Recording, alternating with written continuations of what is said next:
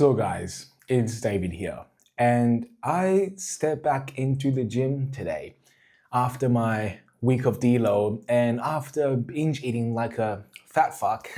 I finally went back into the gym today.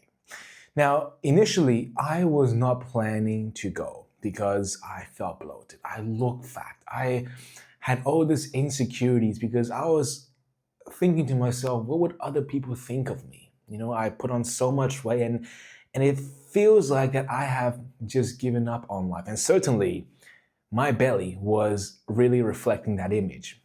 So what made me go today was to not think about anything.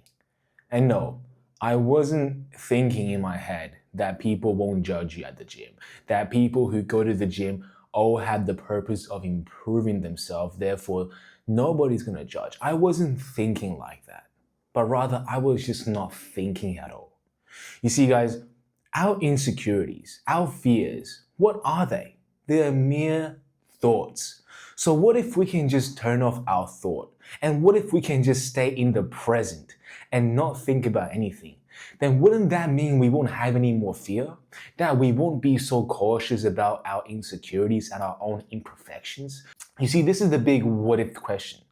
But how do you actually do it? Throughout this week, ever since I started to binge eat and since yesterday where I felt so suicidal, when I started to pay attention to this meditation technique, to this breathing technique, that when you focus on your breath, your internal energy, and pulling it up from the bottom half of your body all the way to your mind to create this creative energy, right? This electromagnetic field, to increase it.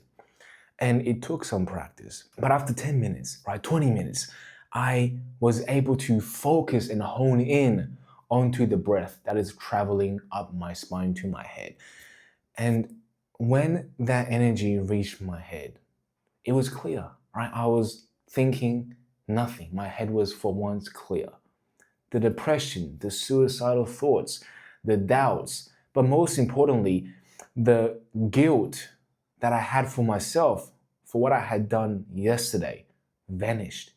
It disappeared. And when I felt that feeling, it opened the gates to what it actually means to be present. For a long time, I thought that I was present. For a long time, I thought that I had become present through my meditations. But until yesterday, or should I say recently, I had been wrong.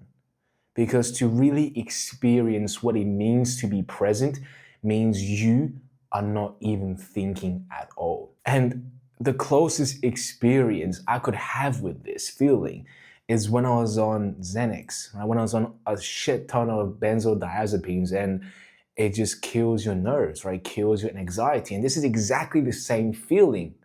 Although not literally, because you have to be conscious to the fact that you don't want to think.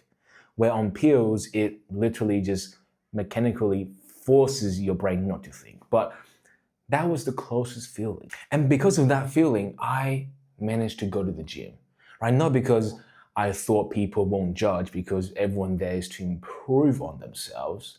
No, I just didn't think at all. Because why go through that bother of thinking about something, of thinking about what other people are going to think? Because that, in essence, is still thinking. You're still paying your energy, your vital thought to other people who truly don't even actually matter. Because you can never guess what other people are thinking, and you can never change the judgment of others, right? Someone will think of something else, and no matter what you think in your head, you can never guesstimate what other people are thinking about you. So why bother even just wasting your precious energy that otherwise could be used to stay in the present, to practice yourself to stay in the present? So lately, I have been grateful to see this revelation, to spend more time and practice my meditation breathing techniques. Because otherwise, if it wasn't for my recent adversity, I would perhaps never have found and saw, perhaps even experience what it feels like to not think at all. So life's back on track. No longer am I being at home or lazy and overeating food and not going to the gym.